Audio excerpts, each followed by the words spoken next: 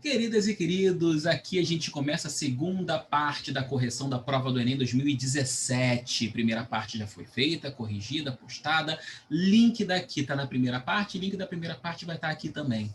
Beleza? Então a gente vai dar só prosseguimento, né? A 10ª questão de Química, porque as 9 primeiras a gente já fez lá, a 10ª questão de Química nessa prova do Enem. Beleza? Vamos junto? Fôlego aí ajustado? Tudo em paz? Vamos que vamos então, olha só, gente. Primeira questão aí, propriedades coligativas, tá? Questão de propriedades coligativas ou efeitos coligativos aqui para a gente começar a nossa discussão a respeito dessa prova. Bom, o restante dessa prova. Alguns tipos de dessalinizadores utilizam processo ou usam processo de osmose reversa para obtenção de água potável a partir de água salgada. Nesse método, utiliza-se um recipiente contendo 2 compartimentos separados por uma membrana semipermeável.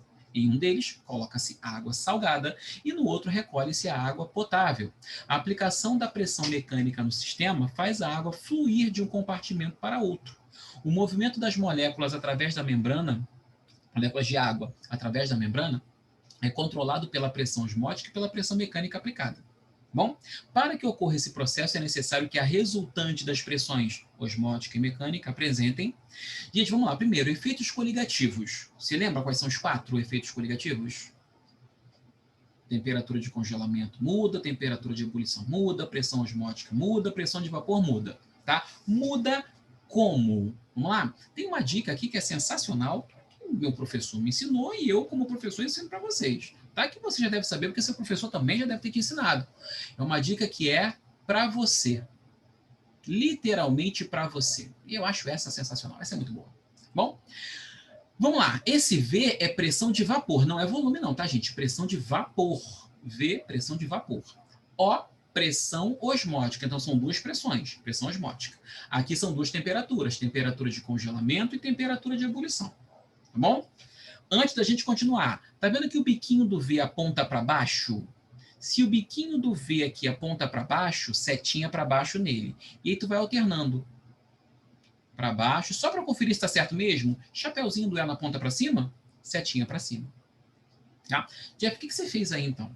O que eu fiz foi o seguinte: quando eu adiciono um soluto não volátil a um solvente, eu estou aumentando a concentração de partículas.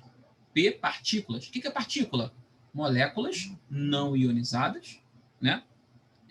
Substâncias iônicas não dissociadas ou os íons provenientes. Então, estou falando de substância neutra ou de íons, moléculas ou íons. Bom? Então, quando você adiciona um soluto não volátil, você aumenta a concentração de partículas. Isso faz com que, em comparação ao solvente puro, a pressão de vapor diminua, efeito tonoscópico, pressão osmótica aumente, efeito osmótico, temperatura de congelamento diminua, efeito crioscópico, temperatura de ebulição aumente, efeito ebulioscópico. Então, tonoscopia, osmoscopia, crioscopia, ebulioscopia. Tá bom? Isso aqui é variação nas grandezas. Por isso eu chamo de efeitos coligativos. Tá bom? Quando a gente fala de pressão osmótica e osmose reversa, primeiro, o que é osmose, gente? Fala aí para mim que eu te escuto, vai. Fala que eu escuto aqui, eu entendo o que você fala e a gente vê se está certo ou não. Beleza, é isso aí, mas vamos só complementar, ampliar um pouquinho, tá bom? A osmose é o fluxo espontâneo de solvente através de uma membrana semipermeável do meio hipotônico para o meio hipertônico. Então, o meio hipotônico manda solvente para o meio hipertônico. Traduzindo, fluxo espontâneo de solvente do meio menos concentrado para o mais concentrado. Guarda que todo fluxo é causado por uma diferença de potencial. Todo fluxo é causado por uma diferença de potencial. Diferença de potencial elétrico, não tem fluxo de elétrons na corrente? Diferença de potencial térmico, de temperatura, tem fluxo de calor de um corpo para o outro? Diferença de pressões, não tem fluxo de matéria? Os ventos não sopram da região A para a região B? Região A, alta pressão. Região B, baixa pressão. Essa diferença de pressão empurra ar de um lado para o outro. Diferença de pressão osmótica empurra líquido, solvente, de um lado para o outro. Então, existe até uma grandeza química chamada potencial químico, que tem a ver com concentração da solução, mas que eu não vou falar aqui não, esse é assunto de ensino superior só. Bom, beleza? Então, olha só, o que ele está dizendo para você é o seguinte, eu tenho 2 compartimentos, tá? Aqui eu vou fazer um tubo em U que fica mais fácil para eu desenhar, tá, gente? Um tubo em U. Tá aqui o nosso tubo em U. Beleza? Aí aqui eu tenho, ó. Nossa, meu tubo tá sensacional. Aqui ficou um pouco melhor, hein? Opa. Ih, rapaz. Nem quando eu treinei antes ficou tão bom assim. Ah, garoto. Perfeito. Para o que eu fiz antes, está perfeito, tá? Aqui a gente tem a membrana semipermeável, ok? A membrana semipermeável, ela tá aqui. Tá? E aí eu vou colocar líquido de um lado e líquido do outro. Aqui uma solução menos concentrada. Olha aqui a concentração de partículas aqui. E aqui uma solução mais concentrada. Percebeu? Bem mais concentrada desse lado. Então, o que é o fluxo osmótico? É um fluxo espontâneo de solvente nesse sentido. Tá? É claro que tem solvente voltando também, tá, gente? Tem solvente voltando? Tem. Só que o fluxo inverso é muito menos intenso por conta da diferença de concentrações. Tá bom? Então, é como se a água desse meio fosse empurrada para o outro com essa força associada a uma pressão. Se eu estivesse fazendo isso aqui, ó. Tá bom? E, pelo que o enunciado falou, eu posso exercer uma pressão mecânica do outro lado, aqui, ó, uma prensa, exercendo uma pressão do outro lado, impedindo esse fluxo osmótico. Sabe por quê? Porque se eu não exercer essa pressão, nessa situação, sabe o que vai rolar? Esse nível vai subir. Esse nível vai subir. Vou diminuir a concentração, porque está chegando o solvente para cá. Estou diminuindo a concentração. Esse nível vai descer. E aí vai estar aumentando a concentração, porque agora tem menos solvente. Em algum momento você vai entrar em equilíbrio osmótico. Tá bom? Beleza? Há um desnível aí. Certo? Até você entrar em equilíbrio osmótico com a igualdade das concentrações, meios isotônicos. Bom? O que eu quero fazer é impedir esse fluxo osmótico. Imagina que eu queira impedir esse fluxo osmótico, ou seja, eu quero que o nível original permaneça como está. Tá? Aqui e aqui. Bonitinho. Certo? Se eu quero impedir o fluxo osmótico, e naturalmente vai acontecer um fluxo da esquerda para a direita, eu preciso, a partir de uma prensa, exercer uma pressão mecânica do outro lado. Aqui, ó. Pressão mecânica, tá? E aqui é a pressão osmótica, que a gente normalmente chama de π. π não é o 3,14 não, tá, gente? É o símbolo que a gente usa para pressão osmótica. Dá para calcular essa pressão osmótica em função da concentração da solução, tá? Ah, lembrando que aqui estava mais concentrada, como estava no início, né? Essa pressão osmótica, esse π, M, concentração em mol por litro, R dos gases, T na escala Kelvin. Esse M é a concentração de partículas, tá? Então, se eu tiver NaCl, dissocia Na mais Cl menos, você contabiliza como 2 partículas. Bom, então dá para eu calcular. Suponha que a pressão calculada aqui seja 200 kPa. Chutei esse 200, veio da minha cabeça, tá bom? Isso quer dizer que a pressão mecânica que eu devo exercer do outro lado para impedir o fluxo osmótico também é 200 kPa. Tá? Para impedir o fluxo osmótico, para manter tudo como está. Agora, eu, Jeff, sou o operador dessa prensa. E na hora de apertar lá 200, eu errei. E apertei 250. Quer dizer, a pressão mecânica está maior que a osmótica. Isso vai fazer com que eu exerça uma pressão adicional para cá, ó, e que eu force o fluxo de solvente no sentido contrário. Passando o líquido puro, o solvente puro, do meio mais concentrado para o menos. Exatamente o que ele falou ali. Dessalinizando a água do mar, tirando a água pura de uma água salgada para caramba. Certo? Para que isso seja possível, eu preciso que a resultante entre as pressões osmótica e mecânica tenham mesma direção, sentidos opostos, sendo que a pressão mecânica deve ser maior para empurrar solvente no sentido contrário, que seria o do osmótico. Certo? Com base nisso, você olha as opções e marca letra E, sentidos opostos e maior intensidade para pressão mecânica. Sussa. Vamos que vamos então. Próxima questão, 121, eletroquímica, a questão da prova. A questão. Por quê? Mais difícil? Não sei se é mais difícil, gente. O que eu acho difícil, você pode não achar. O que você acha difícil, eu posso não achar. Esse difícil é muito relativo, então não costumo rotular a questão, não. Mas certamente foi a mais falada, mais comentada, foi essa. Tá bom? A invenção do LED azul, que permite a geração de outras cores para compor a luz branca, permitiu a construção de lâmpadas energeticamente mais eficientes e mais duráveis que as incandescentes e fluorescentes. Em um experimento de laboratório, pretende-se associar duas pilhas em série para acender um LED azul que requer 3,6 volts para o seu funcionamento. Considere as semi-reações de redução e seus respectivos potenciais mostrados no quadro. Qual associação em série de pilhas fornece diferença de potencial nas condições padrão suficiente para acender o LED azul? Informações necessárias para a gente resolver essa questão. Tá? Primeiro, pilha espontâneo, eletrólise é que é não espontâneo. Se a pilha é espontânea, o processo é espontâneo, a pilha segue tendências. Jeff, como assim?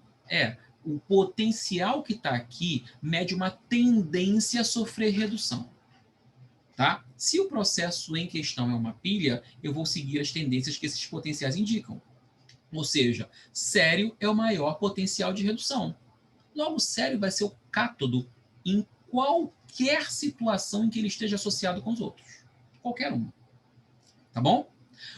O zinco tem o menor potencial de redução, é o mais negativo, é o menor. Então, em qualquer situação, o zinco vai ser o ânodo. E aí eu vou comparar os outros. Maior potencial de redução, vai sofrer redução, segue tendência, é o cátodo. Menor potencial de redução, tem que sofrer oxidação, é o ânodo. Segue tendências.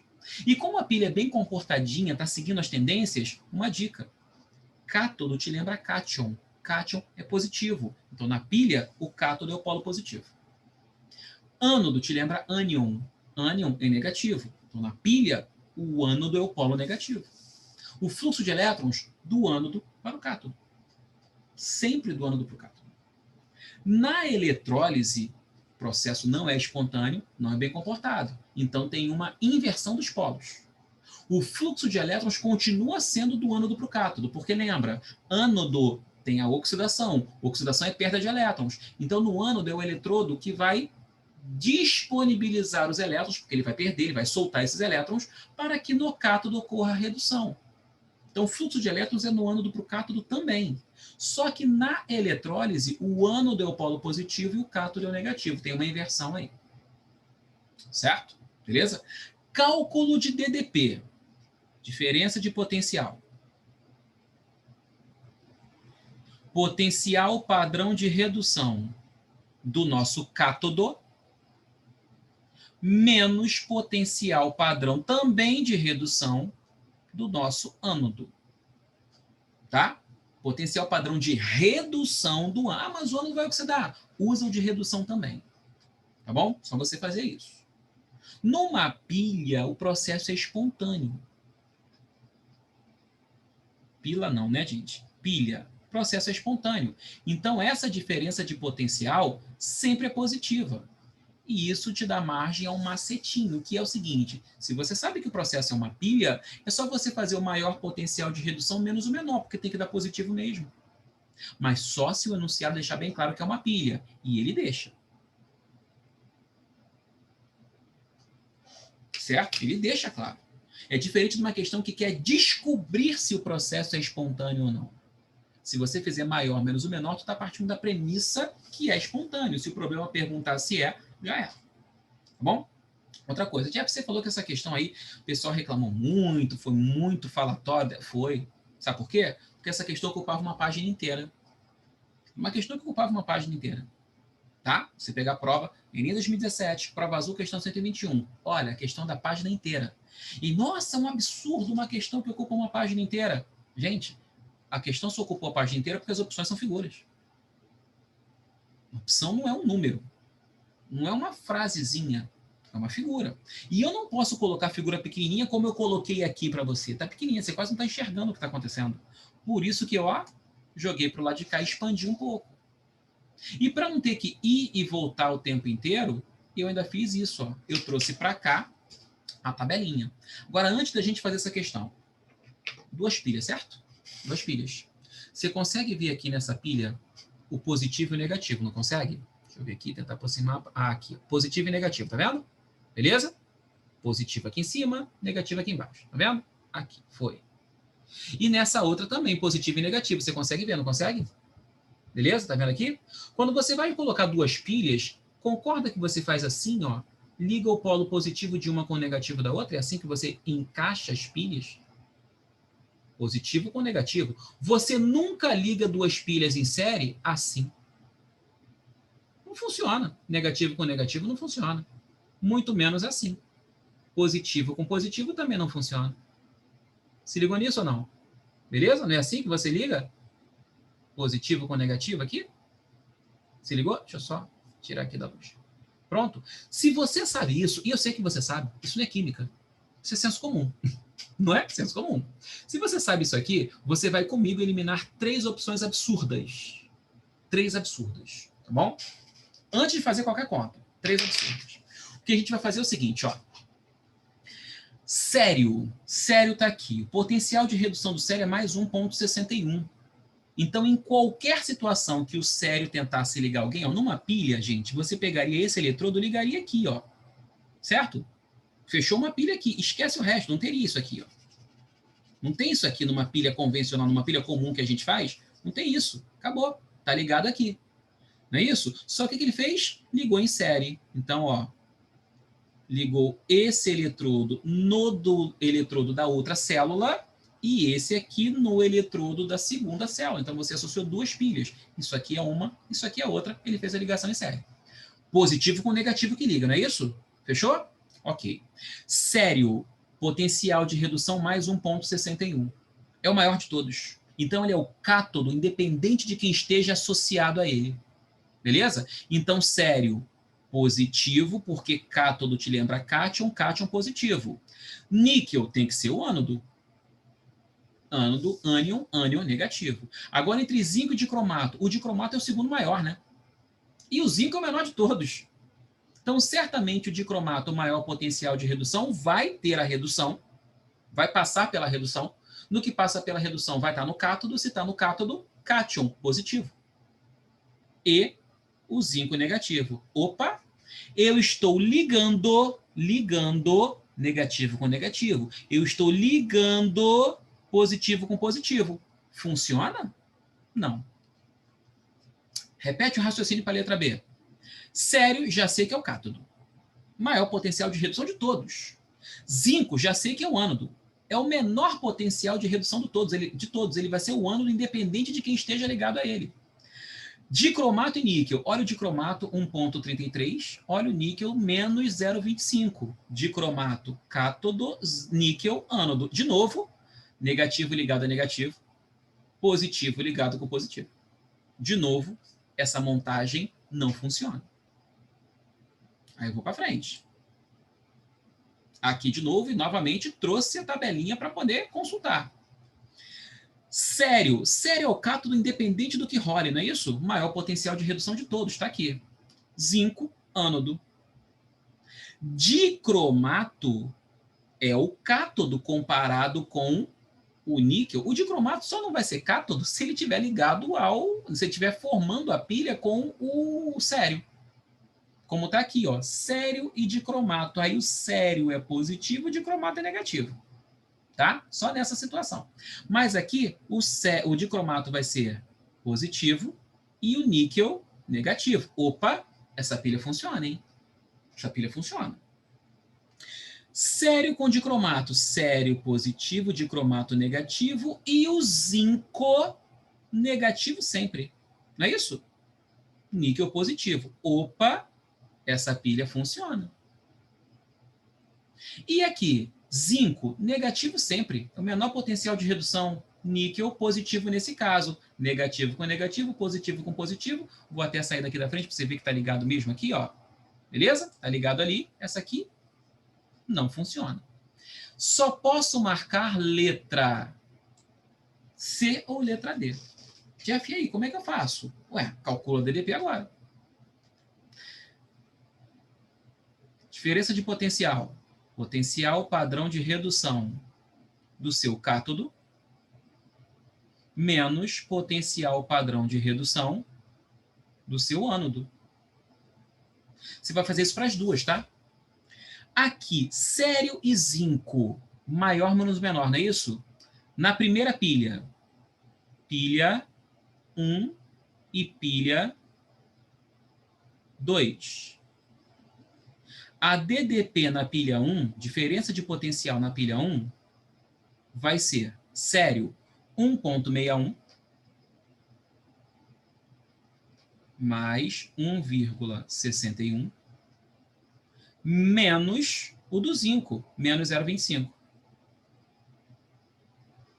Isso vai dar mais 1,86 volts. Já na pilha 2, dicromato e níquel, DDP na pilha 2 vai ser mais 1,33 menos... Aliás, não, aqui desculpa, não é 0,25 não, tá? Aqui é zinco 0,76, 7,6, já errando aqui, tá? Então aqui vai dar 732,37. Beleza? O zinco aqui que está na primeira, o ânodo da primeira, potencial é menos 0,76. 0,25 é do níquel que está aqui, ó, menos 0,25. E aí, se você fizer a continha, mais 1,58 volts. As pilhas não estão associadas em série, então você soma essas DDPs. Então, o total vai ser uma voltagem de quanto? 5 aqui, 9 aqui, não é isso? 3,95? Certo? Só conferir para ver se não fiz conta errada. Aqui vai dar 7, aqui vai dar 13, é isso mesmo, né? 2,37, ok? E embaixo, 1,58, né? Certinho, 3,95. Mais do que suficiente, né, gente? Porque eu preciso de quanto para a pilha funcionar? De uma DDP de 3,6 volts. AC funciona. Só para efeito de cálculo mesmo, se eu quiser a pilha 2 agora, na opção D, na verdade, pilha 1, série de cromato, se ligou? Olha o sério, 1,61 mais 1,61 menos mais 1,33. Isso vai dar mais 0,28. Opa, baixinho. Se eu pensar na pilha 2, a DDP vai ser menos 0,25 menos 0,76. Isso aqui vai dar mais 0,51 volts. Se você somar os dois, não chega nem a 1. Eu preciso de 3,6. Certo? Essa pilha D, essa associação D, apesar da pilha funcionar, não gera energia suficiente para o LED funcionar. Então, você, na montagem das pilhas, elimina 3 e faz essa continha para a letra C, viu que a resposta marca. Se quiser conferir a letra D como a gente fez aqui, ok. Tá bom? Beleza, gente? Foi a 121, então, letra C, nosso gabarito. E vamos. 122. O ácido acetil salicílico, AAS, é esse aqui, ácido acetil salicílico, massa molar 180 gramas por mol, é sintetizado a partir da reação do ácido salicílico, massa molar 138, com anidrido acético, usando-se ácido sulfúrico como catalisador, conforme a equação química. Após a síntese, o AAS é purificado e o rendimento final do processo é de aproximadamente 50%. Devido às suas propriedades farmacológicas, antitérmico, analgésico, anti-inflamatório e trombótico. O AAS é utilizado como medicamento na forma de comprimidos, nos quais se empregam tipicamente uma massa de 500 gramas dessa substância. 500 gramas, 500 miligramas, tá, gente? 0,5 gramas. Tá? 500 miligramas, meio grama. Ok? Uma indústria farmacêutica pretende fabricar 900 mil comprimidos, de acordo com as especificações do texto. Qual é a massa de ácido salicílico em quilogramas que deve ser empregada para esse fim? Gente, vamos lá? Primeiro, 900 mil comprimidos implicam em cada comprimido meio grama, 450 mil gramas, ou 450 quilogramas do produto, que é o AAS. Como eu tenho uma perda de produtividade por conta de um rendimento de 50%, significa que eu tenho que usar o dobro para poder compensar essa perda. E quando eu vejo aqui, a proporção é 1 mol desse cara, está balanceado, reagindo com 1 mol do anidrido acético, formando 1 mol do ácido acetil salicílico e 1 mol do ácido salicílico. Conclusão, a cada 138 gramas do ácido salicílico, a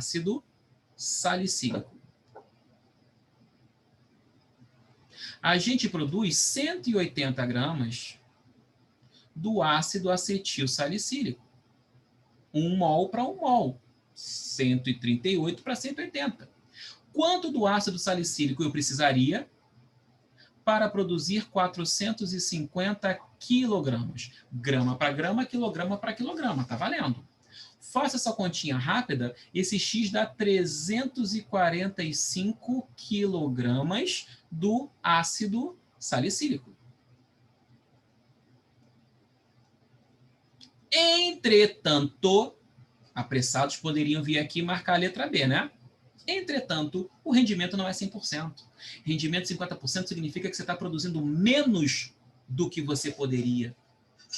Então, para produzir os 450 quilogramas do AAS, você precisa colocar mais do que esse 345. Se a perda é de 50%, você compensa dobrando. Então, você vai precisar, ó, com rendimento de 50%, ou seja, perdi metade, então 690 quilogramas, 690, né, Jeff? 69 não. Quilogramas são necessários. Pronto. E aí você marca a letra D de dado, que é o nosso gabarito. Foi, gente. Vamos lá? Próxima questão, 124, termoquímica. Em termos de lei de Hess, essa questão mais trabalhosinha que o Enem colocou de termoquímica. Deixa eu te mostrar por quê. Vamos lá.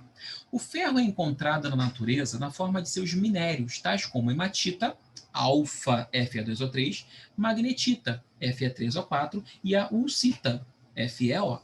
Na siderurgia, o ferro guse é obtido pela fusão de minérios de ferro em alto-fornos em condições adequadas. Uma das etapas nesse processo é a formação de monóxido de carbono. O CO gasoso é utilizado para reduzir o FeO sólido, conforme a equação química que está aqui embaixo. Repara, gente, a equação já está balanceada. Confere sempre, equação balanceada. Tá? Considere as seguintes equações termoquímicas. Estão aqui as equações termoquímicas. O que é uma equação termoquímica? É uma equação química com informação termodinâmica, que é o ΔH. Tá? O valor mais próximo do ΔH de reação em quilojoule por mol de FeO para a reação indicada do FeO sólido com CO gasoso é, então eu quero o ΔH dessa equação para cada mol de FeO. E eu tenho tudo isso aqui. Numa questão de termoquímica, onde eu quero calcular o ΔH de uma equação, tendo outras equações, outras reações com os respectivos ΔH, lei de Hess. Respectivos ΔHs, né? Lei de Hess. Que diz que você vai manipular essas equações termoquímicas como se fossem equações matemáticas, porque a entalpia é função de estado. O que é ser função de estado? Não depende da maneira como você obteve o produto. Tá? Depende só do estado inicial e do estado final. Se você obteve esse produto em etapa única ou em várias etapas, o ΔH tem que dar o mesmo. Tá bom? E aí, olha o probleminha dessa questão. Tá? Eu poderia começar da maneira que eu sempre começo, tá? Eu sempre começo assim, quero FeO sólido. Só tem uma equação que aparece o FeO sólido, só essa aqui. Certo? Só que eu quero ele como reagente. Beleza, ele já é reagente. Eu quero que ele apareça uma vez só. Ele aparece 3 vezes. Então, eu dividiria essa equação toda por 3. Só que dividir por 3 significa colocar um coeficiente 1/3 para esse CO. 1/3 para esse Fe3O4 e aliás, para o CO2, né, aqui, 1/3 para o Fe3O4 e 1/3 para o CO. A gente trabalhar com lei de Hess, somando, tendo que cortar com fração, não me parece uma boa ideia. Tá? Pior, outro cara que me interessa é o CO. Tá? Só que o CO, eu quero que ele seja reagente. Tem CO aqui, ó. Olha o CO. CO eu quero, né? Só que tem CO aqui, aqui e aqui. Olha que espetáculo isso. Percebeu? Dá problema sério. Porque eu não sei qual desses COs aqui eu vou ter que multiplicar, inverter, manter, não sei. A Jeff, mantém. Deixa do jeito que tá, porque você tem 3 aqui desse lado, 2 desse, sobra um que você quer. Pois é, mas se eu mantiver, olha o 3 aqui na frente. Entende que tá dando problema? Outro, Fe metálico, ferro metálico. Olha o ferro metálico aqui, ó. Ele só aparece nessa. E quer ver um outro problema pior ainda? Se eu tiver que dividir essa equação toda por 2, para ficar com Fe na quantidade que eu quero, porque produto ele já é. Aqui vai ficar meio, aqui 3 meios e aqui 3 meios. E o CO2 também me interessa, mas olha o que está acontecendo com o CO2. Ele aparece aqui, aqui e aqui. Entendeu o problema?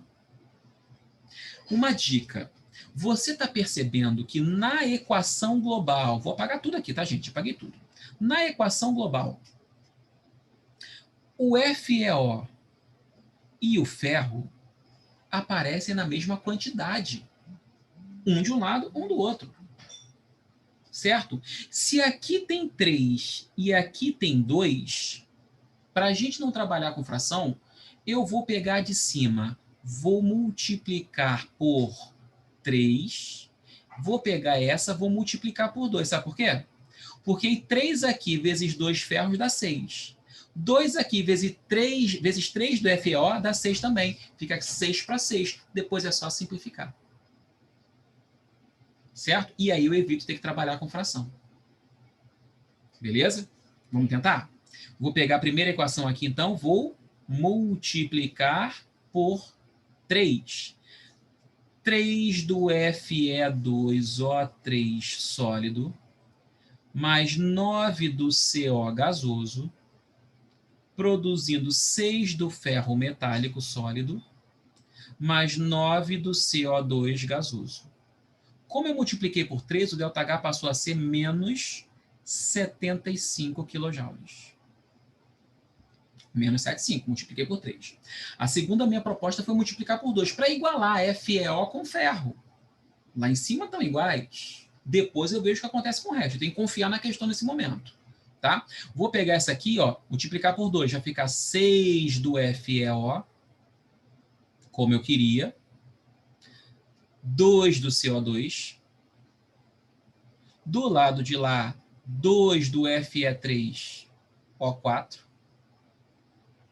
E 2 do CO. Como eu dupliquei, o ΔH passou a ser menos 36 kJ. Tá bom? Bom, com isso, 6 aqui, ok, mas ainda tem umas coisas meio estranhas. Sabe por quê?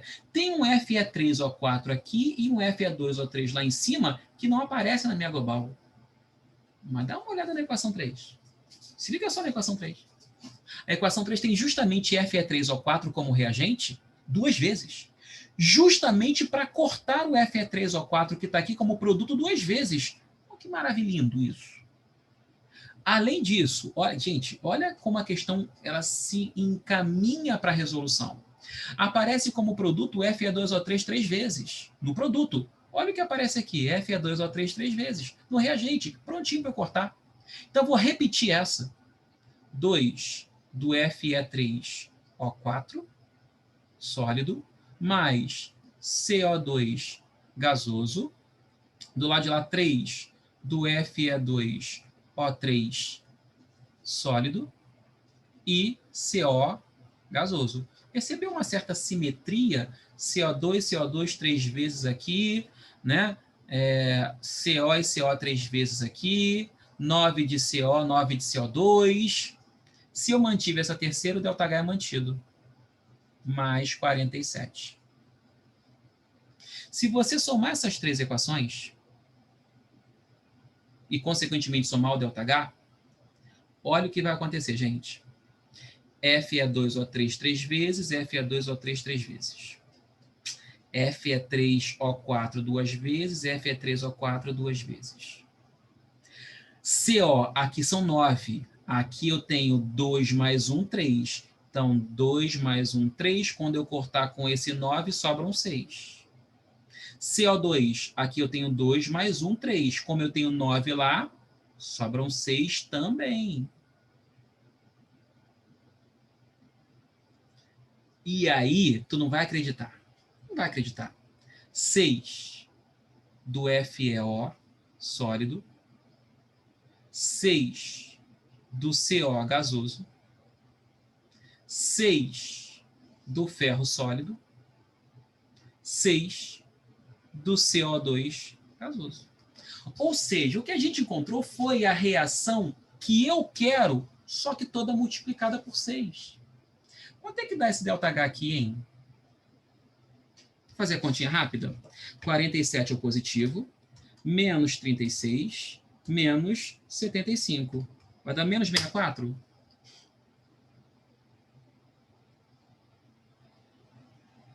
Só que como aqui ela está multiplicada por 6, menos 64 não, né, Jeff? Você fez alguma coisa errada aí, não fez não?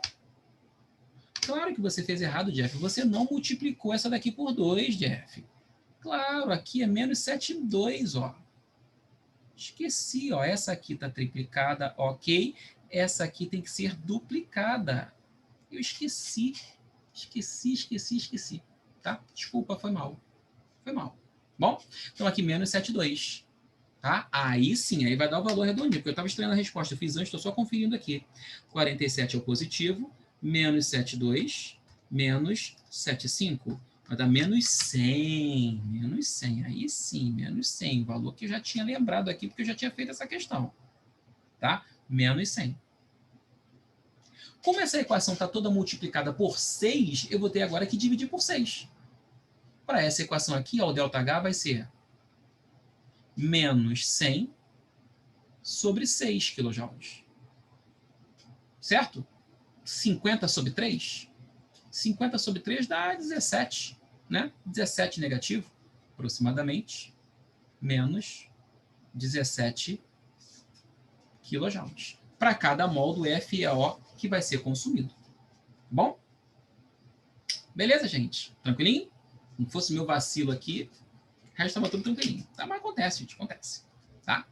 Como eu não edito os vídeos, eu vou tudo, senão eu ia ter que parar aqui agora, voltar a gravar tudo de novo. Tá? Eu vou aprender a editar, vou mandar isso aqui mais rápido para você. Fica tranquilo.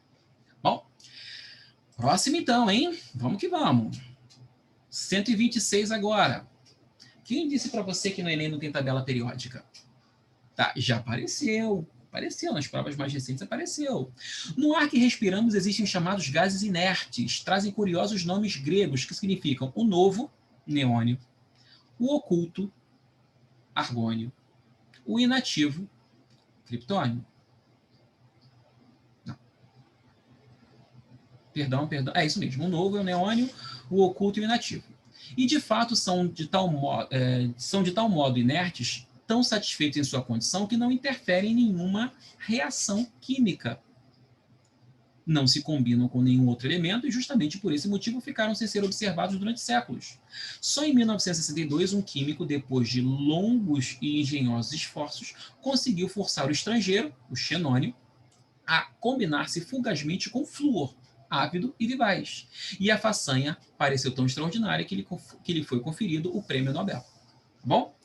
Qual a propriedade do flúor justifica a sua escolha como reagente para o processo mencionado? Gente, o gás nobre é estável. É estável, então ele não tende a fazer ligação com ninguém. Ele não precisa fazer ligação com ninguém.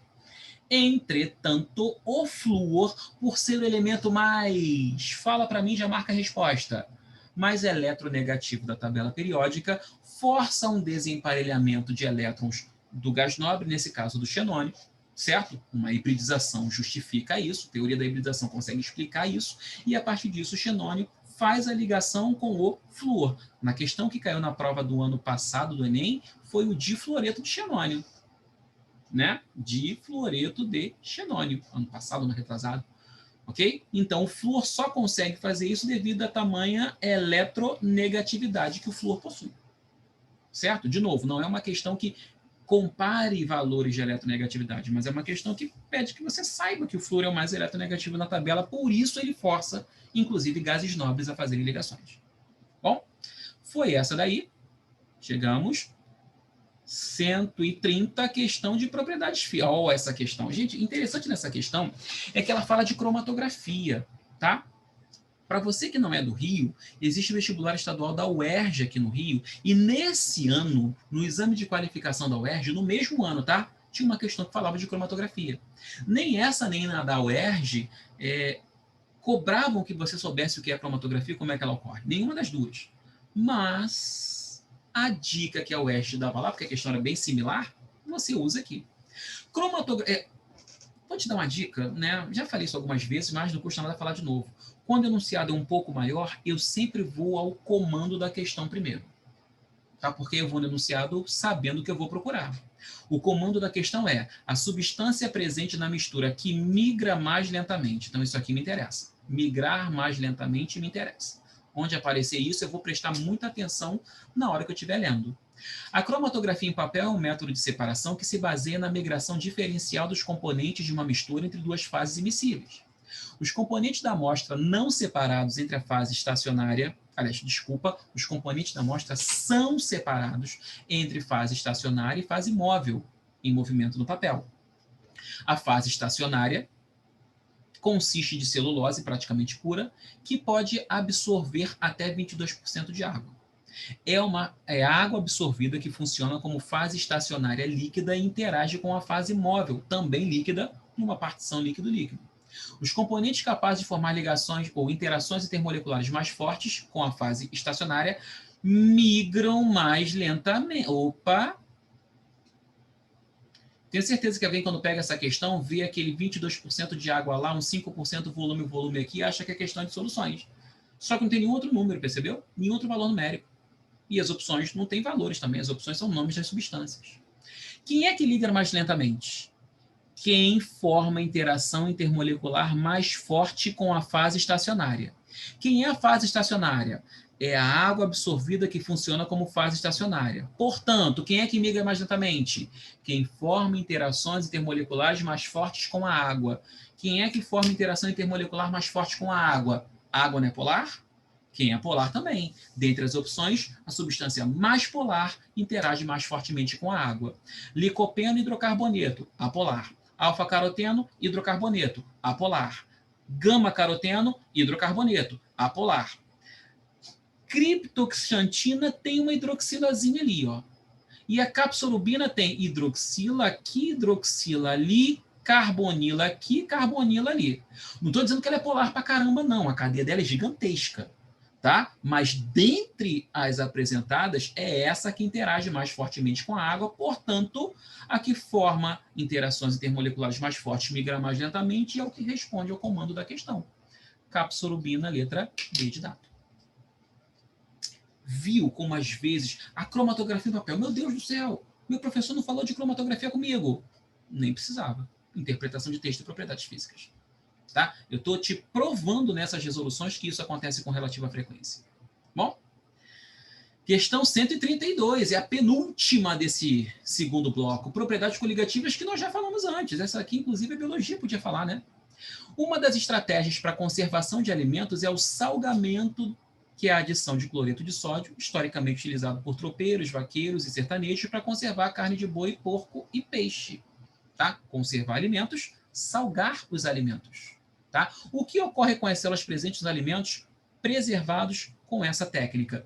Coloquei sal, é um soluto não volátil. Soluto não volátil, fluxo osmótico. Sai água do meio mais concentrado para o menos concentrado. Como eu estou botando sal na superfície, praticamente não tem água. Então, a parte externa é mais concentrada. A água migra do interior da célula para o exterior da célula. Certo? Grande concentração de sal no meio extracelular provoca a saída de água de dentro delas. Certo? Tanto que, você deve conhecer isso, né? A palavra salário tem origem em sal. Né? Antigamente, o pagamento pelo trabalho era na forma de sal, valia mais do que dinheiro porque te ajudava a conservar alimentos.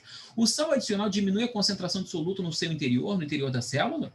O sal adicionado desorganiza e destrói suas membranas plasmáticas? Não, a membrana plasmática é justamente a membrana semipermeável.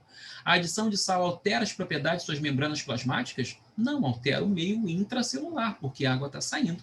É o que diz a letra E. E a gente vai caminhando aqui agora para a última questão dessa prova, reações orgânicas. Vamos lá? Essa aqui, Jeff, tem um bizu. Um bizu. Quem me acompanha no Instagram já viu esse bizu. Bizu do Jeff, não do Jeff, alguém me ensinou e eu repasso. Eu só aprimorei porque eu faço um pouquinho mais rápido. A ozonólise, reação utilizada na indústria madeireira para a produção de papel, é também utilizada em escala de laboratório na síntese de aldeídos e cetonas. As duplas ligações dos alcenos são clivadas pela oxidação com ozônio. Clivada, quebrada. Tá? Em presença de água e zinco metálico, e a reação produz aldeídos e ou cetonas. Se a dupla tiver em carbono primário ou secundário, aldeído. Se for em carbono terciário, cetona. Tá bom?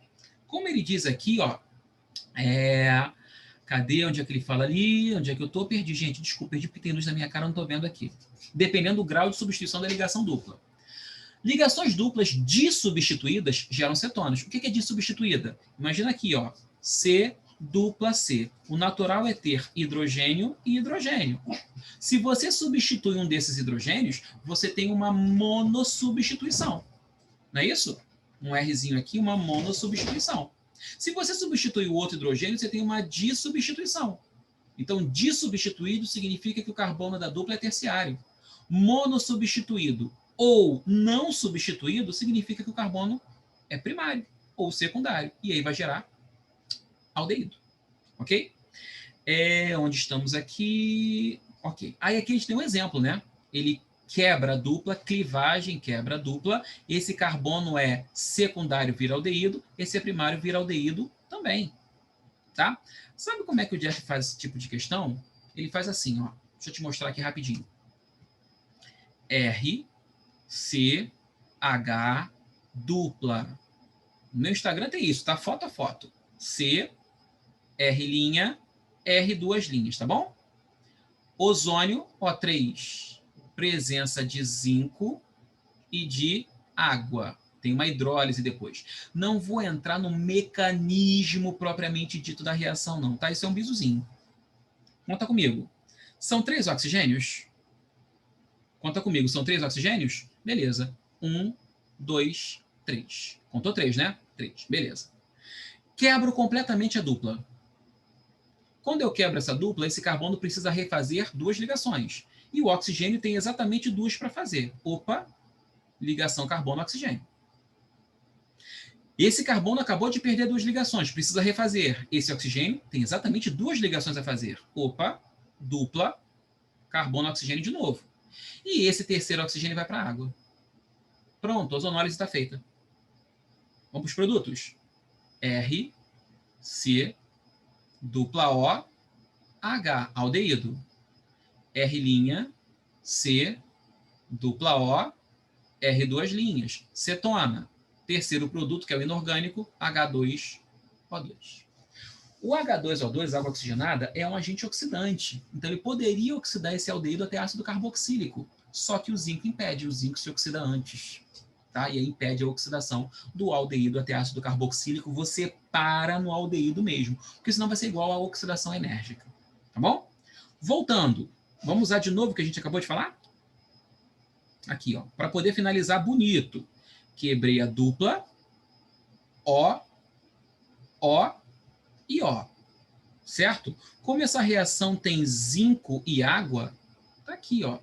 Zinco, H2O. Vem um O para cá, então o que eu vou formar? Anel benzênico. Opa, ficou muito torto, peraí. Anel benzênico aqui. 1, 2, 3, liga. Nossa, ficou horrível esse anel benzênico. Vou tentar fazer minimamente decente, né, Jeff? Pronto, aqui. Anel benzênico.